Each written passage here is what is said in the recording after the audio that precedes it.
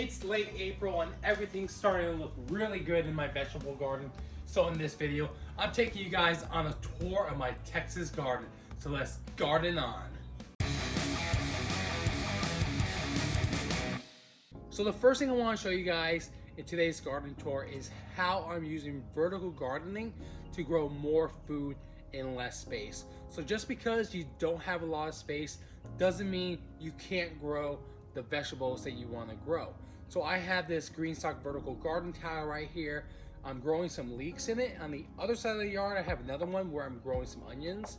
So I'm using the principles of vertical gardening to grow things I otherwise probably wouldn't have the space for. So like I said, it's really important to use vertical gardening if you're growing in small spaces. So in this raised bed right here, I have a trellis I built. It's a really simple trellis, not really pretty, but it's functional. So I'm growing some cucumbers. So these cucumbers are going to grow up onto this trellis. But in the corner, I'm growing some okra. So obviously the okra is going to go straight up. So I'm really maximizing my space. Then I have some basil sprouts that are popping up too now. And the basil is good to deter things like mosquitoes and flies. So a big part of my strategy for growing in small spaces is to use containers. I have quite a few things growing in containers throughout my yard. And later in this video, I'm going to show you all the different types of containers I'm using. But first up, I have some whiskey barrels. I have a Barbados cherry tree growing right here. It's starting to flower, so hopefully I get some fruit from it this year. I had one a year or two ago, but then it died, or I thought it died, and I threw it to the side and it took off. So I have one in the ground and one in this whiskey barrel. So next to it, I have a celebrity tomato. It has quite a few tomatoes starting to grow, but this is a determinate tomato.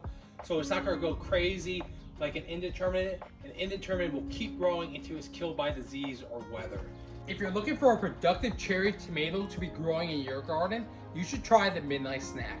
This is the second year I've grown this variety, and each year it's been very productive for me. So far, the leaves look super healthy and I don't see any signs of pests or diseases. But the key to that is to prune your plants regularly. You want to prune all the lower leaves of your tomato plants so you prevent any soil-borne diseases to bounce off from the soil to the plant when you water. So I have quite a few things growing in this raised bed right here. So right next to the Midnight Snack tomatoes, I have some Dinosaur Kale growing. I planted them in late September, but they're looking super healthy right now, very full, and very little pest damage. I also have some onions growing in here, or at least I was trying to grow onions, but before I put up this chicken wire, my dog kept coming in this bed, so they never really got the chance to grow. I also have some cilantro growing in here. It's starting to bolt right now, but after cilantro bolts, you can take the seeds and make coriander. So again, I think the main reason why everything in this bed looks relatively healthy is because there's a nice mix, and it really does confuse the pests. You're not attracting one pest to one particular plant.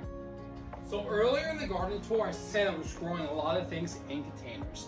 So this area of the garden, I'm growing everything in containers.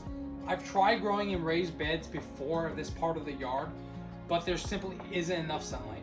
But I get a sliver of sunlight against the fence right here, so it's just enough sun to grow in containers of this size. So I have some city planters right here.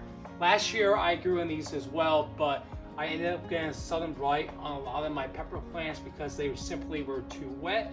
So this year I drilled extra holes into these planters. So if you do pick these planters up, you need to drill extra holes. But other than that, they're very good. Like this is a cayenne, there's a ton of peppers starting to grow onto it.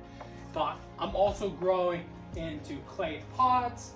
I have some whiskey barrels. There's a ton of different types of containers that you can grow in. So if you don't have the space or can't dig in your ground, you should try containers.